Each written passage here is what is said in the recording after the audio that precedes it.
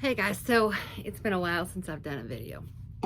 I know, but I received a message from a guy that was wondering about that had some that's been on methadone, that was wanting to get off of, or wait, I'm sorry. He's on Suboxone, and he had been on methadone. Anyway, long story short, he was wondering how if I had any advice from my experience. And I do. And so I just wanted to start from the beginning. So I abused pain pills for about 10 years before I decided that, well, after 4 detoxes that didn't work and 3 rehabs that didn't work, I decided that I didn't have a choice. I was either going to be a pillhead for the rest of my life, or I had to use Suboxone. So about 9 years ago, I went to the Suboxone doctor. And because I was taking about 60 Percocets a day at the time, 9 years ago, they prescribed me 3 24 milligram sublingual, which is under the tongue, Suboxone strips a day. And for me, back then, I have a very different opinion about all of that now. But for me back then, what it did for me was I had a love affair with pills. They were like my significant other. I loved them. I depended on them. They gave me warm fuzzies. As embarrassing and as humbling as it is to admit, it's true. They did. I relied on them in so many ways. So I had to grieve the loss of them. And what Suboxone did for me was, after taking it for 9 years, but it didn't take that long, it gave me the opportunity and the time without the cravings, without the withdrawal symptoms, without the need to do illegal activity in order to get to achieve homeostasis inside of my body, or what I thought was homeostasis at the time. It gave me that, if it afforded me that luxury. I wasn't having to be a criminal, and I was able to grieve something that I thought that I dearly needed and loved. It fulfilled, like, we're drug addicts. We're not drug addicts. People that are drug addicts, they only do drugs because they don't have the proper coping skills to deal with their emotions. So if you're a parent and you're not teaching that, if you are a parent of a drug addict, reflect on the lessons that you taught your children on how to cope with their emotions, or how to even identify their emotions, and then take a little bit of responsibility for why they are a drug addict to begin with as a parent. Now, that's not in all cases. Yeah, that's in all cases, probably. But we all have, we all have our shit. And some people cope with things better than others. And I know people that aren't drug addicts, they love to say, well, you think that we don't have the same stuff? You think that we don't need to cope? You think that we never have been tempted? No, I don't. Not in the same ways. You're not predispositioned in certain ways. You astrologically, numerologically, physiologically. No, I don't think you know. So I don't think you have the right to have an opinion on it. Just like I don't have the right to have an opinion why your stick that's up your ass is so far up your ass.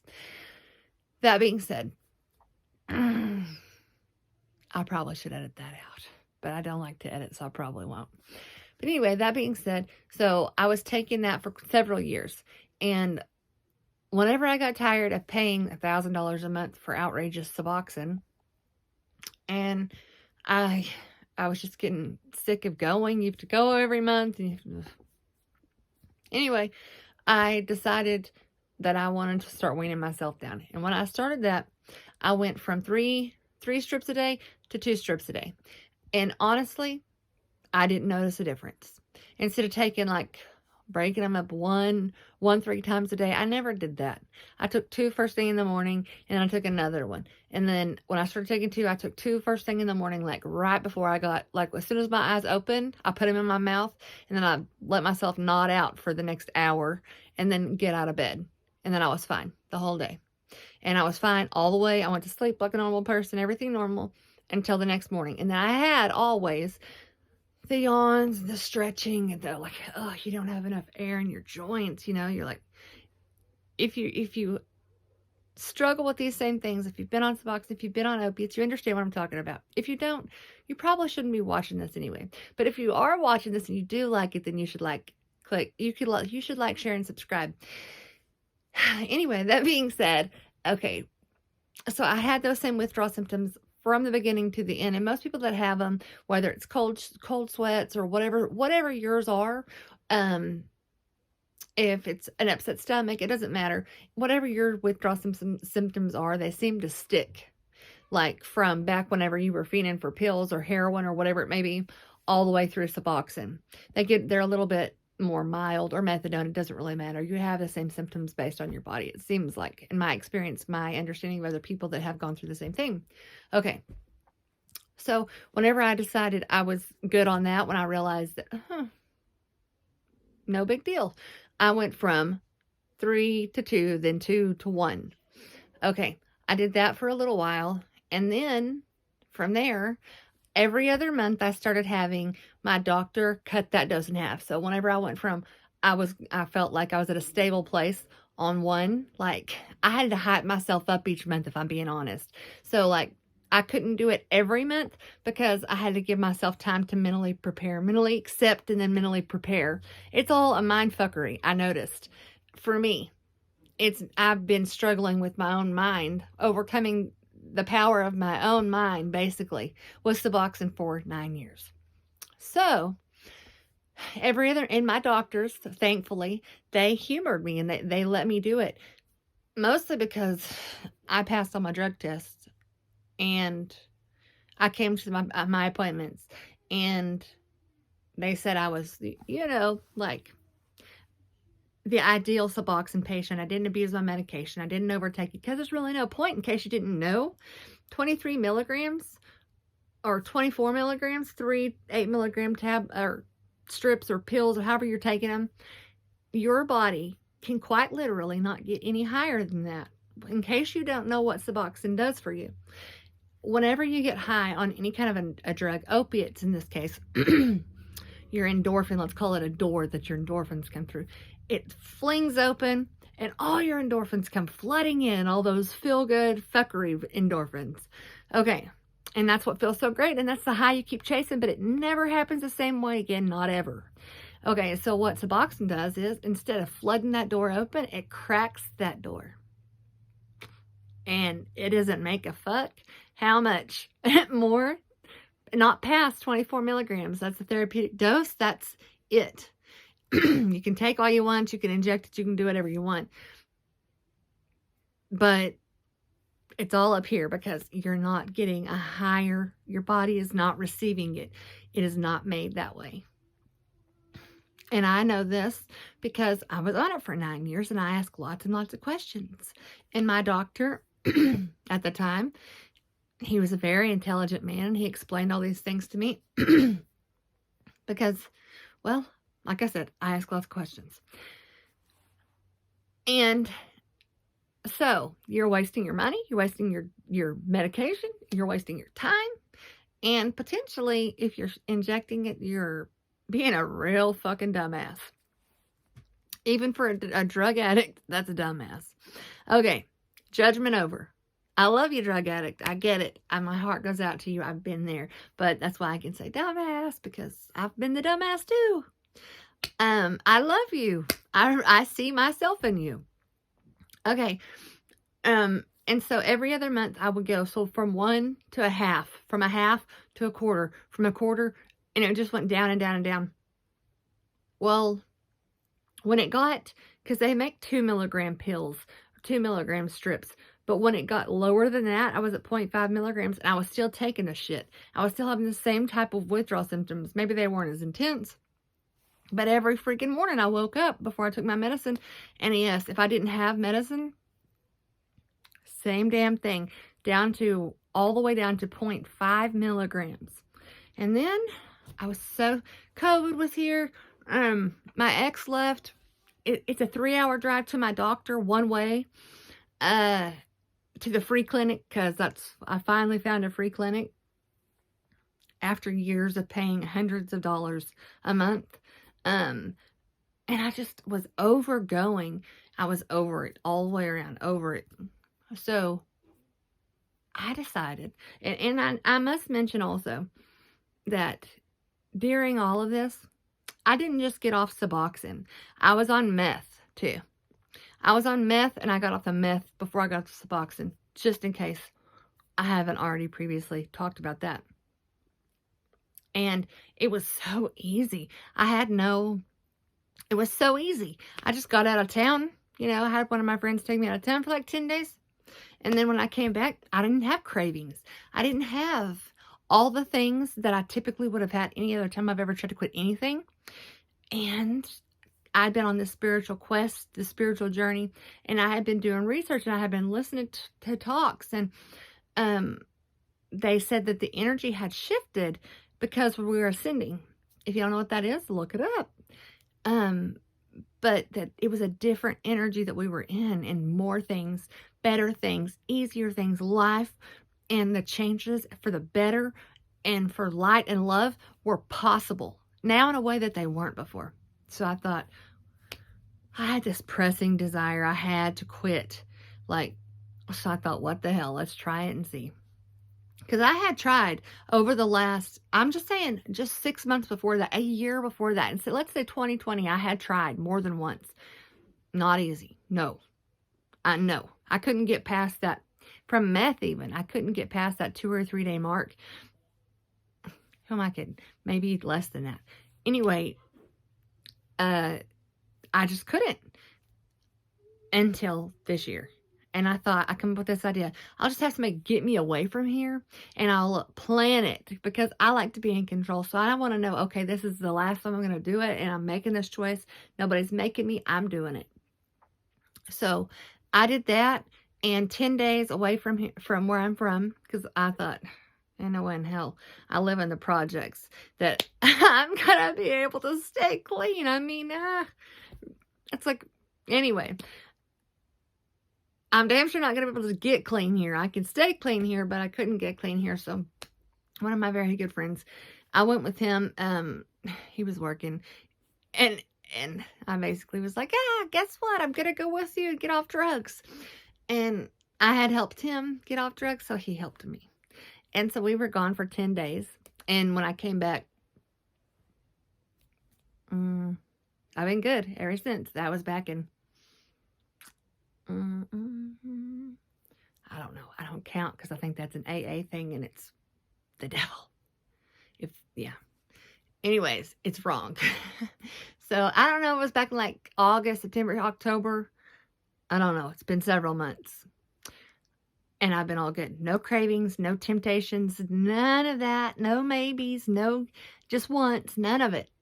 And I don't even need it. I feel so much better without it. And then that's when I got the brilliant idea, well, I can get off Suboxone too. And so I got to thinking, why do I still have these withdrawal symptoms? Like, I really got to thinking about it. I'm obsessive. And so I thought, you know what? If I'm just mind fucking myself, it's probably just my mind fucking with me. You know, like when I wake up, I think I need that. I think I need that medicine as soon as I open my eyes.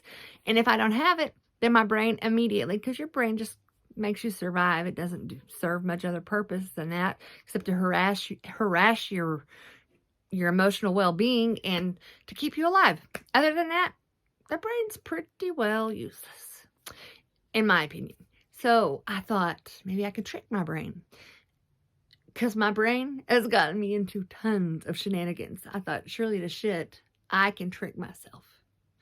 So I crushed up a peppermint, like an after dinner mint, and I put it on my nightstand, same place I would have my pills or my Suboxone that I would, because I was taking the pills last, not the strips anymore.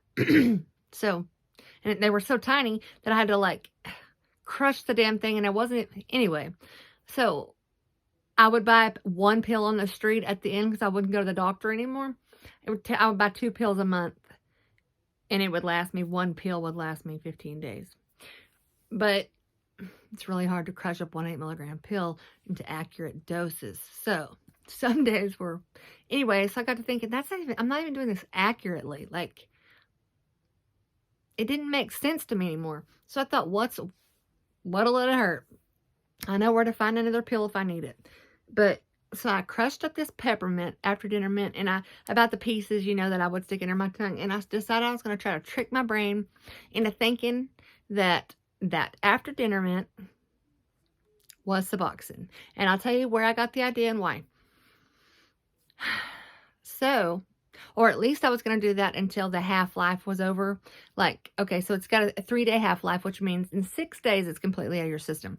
Okay, so that 6-day period, if I could trick my brain and I wasn't having withdrawal symptoms, I knew that on the 6th day, I was in the clear. I could just not take it anymore, or the peppermint. Where I got this idea, though, was I told you I was becoming spiritual on this whole spiritual journey. And I've been listening to Cryon. If you've never heard of him, you should check him out. He's brilliant. And you'll love him. Everybody will love him. I can say that in confidence. Everybody that I've ever said you'll love him to loves him, because he is love. You'll see. But you can hear it in his voice. Like, anyway. So he said that, I was listening to one of his talks, and he was saying that, for always, before modern medicine, they used what they called tinctures, and they placed them sublingually under the tongue. It was too small of anything, any kind of a chemical, or it didn't matter what it really was ultimately, but whatever it was too small to have any kind of a true effect in the body. However, it worked for years and years and years, thousands of years. Before modern medicine, that's what we use for medicine. And the reason it worked is because what they call kinesiology. So you can go into details of that, but I know a little bit about kinesiology. And I knew someone that did it, like muscle testing, and I knew that was like legit. Because my best friend growing up, her mother had a vitamins and herb store. And so I had seen that. I had seen her do some things, like I had mad athlete's feet, and she tested me. And anyway, I've never had it since. When I was like in the 1st grade, she healed me of it. She's a witch doctor, Wonder Woman. But it's not really a witch doctor. What it really is kinesiology. And it's just being able to know how to get in touch with your own innate, your body's smart body. Anyway, watch Crying, you'll understand better. But that's where I got this idea. And it worked. It worked. And I haven't been on Suboxone. It took me 6 freaking days. And I haven't had a withdrawal symptom. I have felt like a freaking champion ever since. And that's been since October. It's February. Not once. Not one withdrawal symptom. Not 6 days. Not a single craving. Not any of the fucking stuff. None of it. It's different now. I'm telling you, I'm not special. Times have changed. I promise. I could go into even more stuff that I've quit. Like 2 different antidepressants. Adderall. Sugar. Pop. All in 2021. I'm trying to quit smoking cigarettes, but I really love cigarettes. I gotta say that. That's more of a me thing, not a... I could not smoke. I have been trying not to smoke, but I just enjoy it. Like, I want to smoke. I don't have, like, I'll bite your head off because I need nicotine fits like I used to have when I tried to quit smoking. It's more of I just kind of like it. I don't kind of like it. I love to smoke cigarettes. I don't know why. But that's it. I don't take any medication. I don't take none. No prescriptions. I take nothing. But that's how I did it. I hope this makes sense to you. So I would say, if you're at a full dose, I wouldn't suggest, but I would not suggest trying the peppermint thing. I would have faith in the fact and set your intentions. Intentions are very, very, very important. And you have to verbalize them. Like, when I put my peppermint on my nightstand, I was like, okay, I talked to the universe. I was like, universe, this is what we're doing here. I'm substituting this. I'm tricking my brain. I need you to back me up. And the universe, that's God to me. same as whatever you want to call it, God, um, Jehovah, whatever it is, works for you. But for me, that's what I said. Okay, so back me up on this. And I promise you, they'll back you up, whatever it is to you. Whatever you know, your higher being, your higher self, whatever you want to call something not outside of yourself, but our creator. But whatever that might be. And then after you do it, tell people about it. Tell everybody about it. Because other thing that I've learned on this spiritual journey is we precipitate things. And that's called like a mental pressure cooker. And if you hold something in, and I thought when I started learning about this precipitation, so the things you want, you hold them in your brain and you really focus on them, and you imagine them, you dream about it, and you use your imagination. You imagine what you imagine in private in your mental pressure cooker becomes your reality. So you can precipitate a big, fat, roaring, terrible, embarrassing addiction, or you can release that pressure by opening that pressure cooker because you're talking about it. Do you think I like talking about my dirty secrets? This is why I'm doing it. Because it's not going to be, I'm healing myself of addiction through talking about it publicly. So my critics, my haters, my people that comment and say that I found a soapbox, you're damn right. And I've also found sobriety. You should join me and find your own soapbox. So anybody that, I'm doing this to free myself from the demons that I've been running from my entire life, hiding from. But I realize they're in me. So as soon as I release them, they don't exist anymore. So in case you didn't know, we're in a spiritual war. We all know that. We know things are different, that energies are shifting. We all know that. Whether we admit it, whether we acknowledge it, it doesn't matter. We all know. We're human beings, we know. But what I think people aren't sharing enough of with just the regular population is the only difference in dark and light is knowledge and lack of knowledge. Darkness is the absence of light. Light is knowledge. Knowledge is power. Get knowledgeable and start speaking your truth, and your life will change. I can promise you that. For the better. I could go on and on, all the beautiful, miraculous, wonderful things that have happened to me since I started choosing myself. There's something in my eye, sorry. And choosing to make Lindsay happy first and foremost. I got it. But that's for a different video. I hope that this helps. And also, that being said, I remember he said he had a couple kids, so he couldn't go to rehab. I was in that same predicament. So this is what I did. I have 2 kids. I can't go to rehab. I couldn't afford rehab, and I couldn't afford to leave my kids for however long I needed to go. And I still had to be able to function to take care of them. So I understand completely your struggle, and you can get through this. Thank you for being brave enough to even ask for a suggestion. And if you need anything else, just reach out to me, and I will definitely do whatever I can to help you. Okay, see you later.